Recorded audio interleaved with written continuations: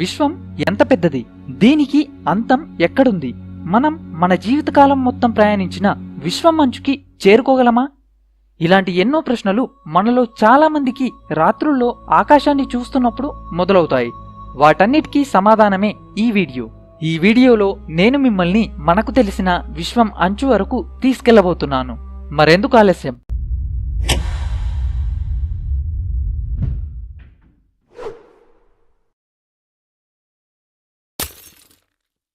భూమి 195 దేశాలు, 87 లక్షల జీవజాతులు, 5 మహాసముద్రాలు, వీటన్నిటి కలయికే మన భూమి.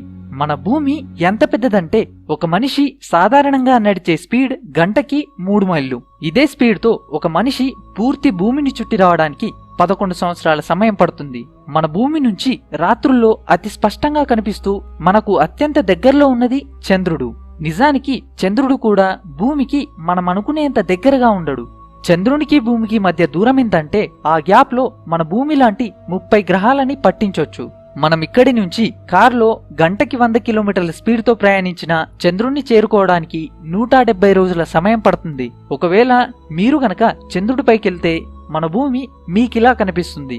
ఇదే భూమి మార్స్ నుంచి ఇలా కనిపిస్తుంది. మనం కొంచెం ముందుకెళ్తే మనకు కనిపించేది సౌర కుటుంబం. ఇక్కడే మన భూమితో పాటు మరో 8 గ్రహాలు వాటి ఉపగ్రహాలతో కొన్ని కోట్ల సంవత్సరాల నుంచి కొన్ని కోట్ల కిలోమీటర్ల స్పీడ్తో సూర్యుని చుట్టూ తిరుగుతూ ఉంటాయి. వీటన్నిటికీ కేంద్రం సూర్యుడు. సూర్యుని బరువు 2 లక్షల ట్రిలియన్ టన్నులు. దీన్ని రాయడానికి 20 పక్కన 24 సున్నాలు పెట్టాలి. మన భూమికి సూర్యుడికి మధ్య ఉన్న దూరం 15 కోట్ల కిలోమీటర్లు. ఈ విశ్వంలో అన్నిటికన్నా వేగంగా ప్రయాణించేది కాంతి. మనం భూమి నుంచి కాంతి స్పీడ్తో అంటే సెకనికి 3 లక్షల కిలోమీటర్ల స్పీడ్తో వెళ్తే మనం సూర్యుడిని చేరుకోవడానికి 8.3 నిమిషాల సమయం పడుతుంది. ఇక్కడి నుంచి మనం కొంచెం ముందుకెళ్తే మనకు కనిపించేదే వైజర్ 1 స్పేస్ ప్రోబ్.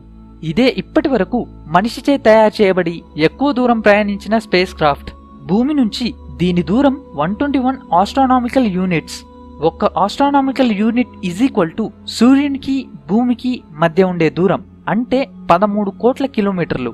ఈ వైజర్ 1 స్పేస్ క్రాఫ్ట్ సెకనికి 17 కిలోమీటర్ల స్పీడ్తో 1977వ సంవత్సరం నుంచి అంటే గత 40 సంవత్సరాల నుంచి ప్రయాణిస్తూనే ఉంది. ఇది మన సౌర కుటుంబం దాటడానికి మరో 30,000 సంవత్సరాల సమయం పడుతుంది. మన సౌర కుటుంబం దాటి కొంచెం ముందుకెళ్తే మనకు కనిపించేది మన గెలాక్సీ. మన సూర్యుడి లాంటి నక్షత్రాలు మన గెలాక్సీలో చాలా ఉన్నాయి. వాటిలో ఆల్ఫా స్క్రిపియే మన సూర్యుని కన్నా 690 రెట్లు పెద్దదైతే వివై మెజోరిస్ మన సూర్యుని కన్నా 290 కోట్ల రెట్లు ఎక్కువ పెద్దది. ఇలాంటి 10,000 కోట్ల నక్షత్రాలు మరియు 10,000 కోట్ల గ్రహాల కలయికే మన గెలాక్సీ. కానీ మీరు ఈ నక్షత్రాలన్నింటినీ రాత్రిపూట చూడలేరు. ఎందుకంటే మీరు రాత్రిపూట చూసే నక్షత్రాలు 99% ఈ చిన్న ఏరియాలో మాత్రమే ఉంటాయి. ఇక్కడ కనిపిస్తున్న ఈ ఎల్లో కలర్ సర్కిల్ మన అద్భుతమైన టెక్నాలజీకి నిదర్శనం. అదే మన రేడియో బ్రాడ్కాస్టింగ్ సిగ్నల్ రేంజ్. ఒకవేళ గ్రహాంతరవాసులెవరైనా ఉండుంటే వారు ఈ సర్కిల్ కి బయట ఉన్నట్టయితే వారిని మనం ఎప్పటికీ కనుక్కోలేం. మన గెలాక్సీ ఎంత పెద్దదంటే కాంతి ఒక చివరి నుంచి మరో చివరికి చేరుకోవడానికి 1,00,000 లైట్ ఇయర్ల సమయం పడుతుంది. మనం మన గెలాక్సీని దాటి మరికొంచెం ముందుకెళ్తే కనిపించేదే లోకల్ గ్రూప్ ఆఫ్ గెలాక్సీ. మన గెలాక్సీ లాంటి 54 గెలాక్సీల సముదాయమే ఈ లోకల్ గ్రూప్ ఆఫ్ గెలాక్సీ. దీని వెడల్పు 1 కోటి లైట్ ఇయర్స్.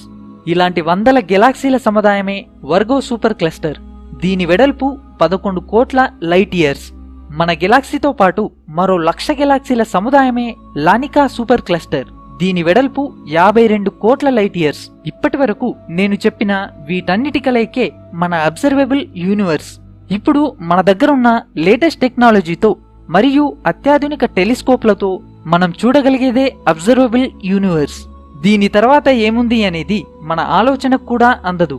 మనం మన భూమి నుంచి అబ్జర్వబుల్ యూనివర్స్ యొక్క ఏ చివరికైనా వెళ్లడానికి 4,650 కోట్ల లైట్ ఇయర్ సమయం పడుతుంది. ఒక థియరీ ప్రకారం పూర్తి విశ్వం మనం చూసే ఈ అబ్జర్వబుల్ యూనివర్స్ కన్నా ఇన్ని రెట్లు పెద్దదిగా ఉంటుందట. ఉదాహరణకి మన అబ్జర్వబుల్ యూనివర్స్ ఒక ఫుట్బాల్ అనుకుంటే మన పూర్తి విశ్వం భూమంత సైజు ఉంటుందట. ఇప్పుడు నేను మీకు ఒక ఇమేజ్ ని చూపించబోతున్నాను. మనం పంపిన వైజర్ 1 తీసిన అద్భుత చిత్రం ఇది. ఈ చిత్రంలో కనిపిస్తున్న ఈ చిన్న డాటే మన భూమి. ఇక్కడే మనం, మన కుటుంబాలు, మన సంతోషాలు, మన దుఃఖాలు, మోసం చేసేవాడు, మోసగింపబడేవాడు, చంపేవాడు, చంపింపబడేవాడు, పాలించేవాడు, పరిపాలించబడేవాడు, మన అభిమాన హీరోలు, మన అభిమాన నాయకులు, మన కులాలు, మన మతాలు, మన భాషలు, మన బాంధవ్యాలు, మన మసీదులు, మన దేవాలయాలు, మన చర్చీలు అన్నీ ఇక్కడే, అన్నీ ఈ చిన్న రేణువులోనే. ఇంత చిన్న భూమిపై ఉన్న కొన్ని కోట్ల జీవరాశుల్లో ఒకరిమైన మనం ఈ అనంతానంత విశ్వాన్ని తన కనుసైగలతో ఆడించే ఒక శక్తిని గుర్తించడానికి కొన్ని వందల సంవత్సరాల నుంచి అన్వేషిస్తున్నాం. ఈ అన్వేషణ ఎప్పటికీ అన్వేషణలాగే మిగిలిపోతుందని నేననుకుంటున్నా. మరి మీరేమనుకుంటున్నారో కింద కామెంట్ చేయండి. అలాగే ఈ వీడియో గనక మీకు నచ్చినట్లయితే లైక్ చేయండి, షేర్ చేయండి, కామెంట్ చేయడం మాత్రం మర్చిపోకండి.